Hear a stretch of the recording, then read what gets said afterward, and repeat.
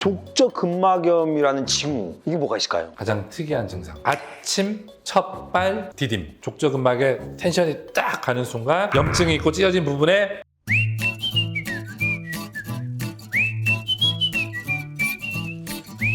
쉽다, 정확하다. 유익하다, 낭만 닥터스. 패션에는 100점, 발 건강에는 빵점. 발 건강이니까 신발 얘기하는 거예요? 뭐예요 지금? 왜 갑자기 그 얘기를 해요? 신발 중에 네. 하이힐, 킬힐, 그리고 플랫 슈즈. 플랫 슈즈가 뭐예요, 플랫 슈즈? 플랫, 평평하다. 평평한 슈즈? 쿠션 없고 아. 땅바닥에 붙어서 막 충격 그대로 오는 이게 플랫 슈즈예요? 그리고 키높이 깔창. 아니, 키높이 깔창 얘기하는데 왜 저를 보면서 얘기를 해요? 전 절대로 키높이 깔창 안 깔아요. 저는 아니고 제가 아는 지인분이 있지요. 키높이 깔창이라고 보기보다는 킬힐. 가족부탁에 촬영을 하는데 우리 오승아 씨가 이전에 아이돌이었잖아요. 그래서 높은 신발 구두를 신고 댄스 춤추고 이래야 되는데 굉장히 고난도 기술이잖아요. 킬힐을, 하이힐을 신게 되면 앞에는 이렇게 돼 있고 뒤가 이렇게 들어 올리잖아요. 그러면 그 중력에 의해서 발이 앞으로 쏠리게 돼 있어요. 특히나 하이힐, 킬힐 같은 경우는 예뻐 보이기 위해서 앞에 구두가 뾰족하잖아요. 그러니까 엄지발가락서부터 5번째 새끼발가락까지 이렇게 쏠리게 된단 말이에요. 당연히 쏠리죠. 그래서 발이 이렇게 몰려요. 그러면 여기는 소지내반증, 특히 제일 유명한 요 엄지 쪽은 무지외반증. 그래서 승아 씨의 발을 확인을 해봤는데 무지외반증이 근데 없더라고요. 그래서 제가 추정을 해본 걸로 승아 씨는 아이돌 때 별로 연습을 열심히 하지 않아요.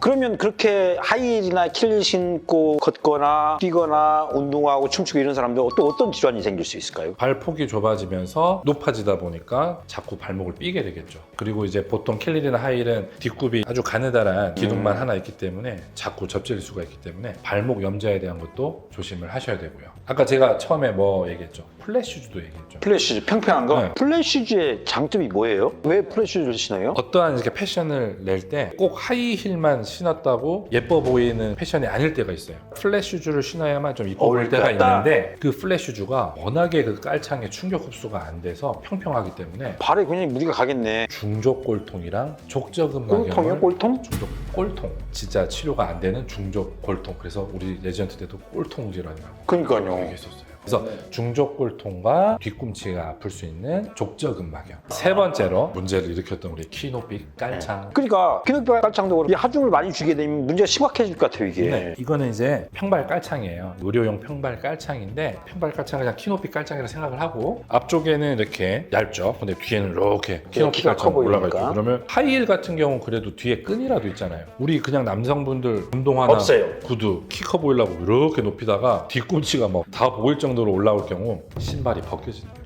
몇 번 벗겨지긴 했... 아니요, 저 아니에요. 네.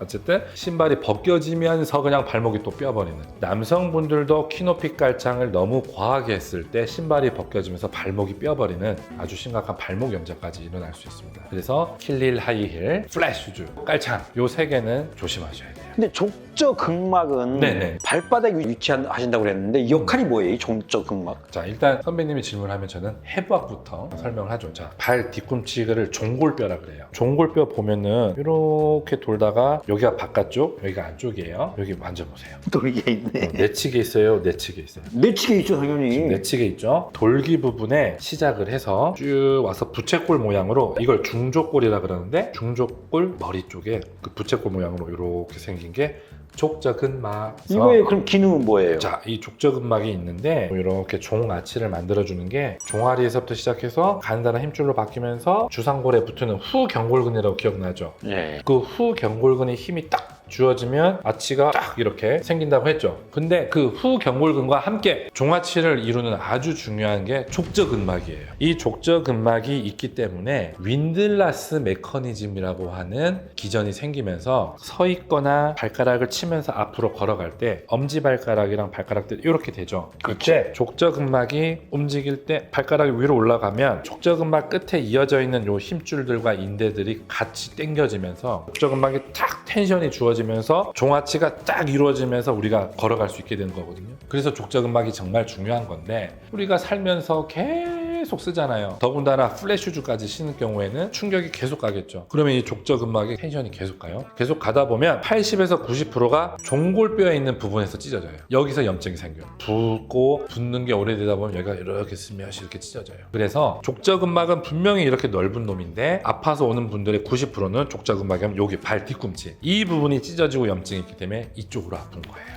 발바닥인데 발 뒤꿈치가 아프다. 근데 살짝 내측이다. 그러면 족저근막염이에요. 근데 그게 플랫 슈즈에 많다. 킬힐, 하이힐. 그거는 무지해반증이다. 다 안 좋다. 다 안 좋다. 불편한 신발을 신었을 때 족저근막염이라는 징후 이게 뭐가 있을까요? 가장 특이한 증상. 아침 첫발 디딤. 일어나서 딱 디디면서 일었을 때 뒤꿈치에 찌릿.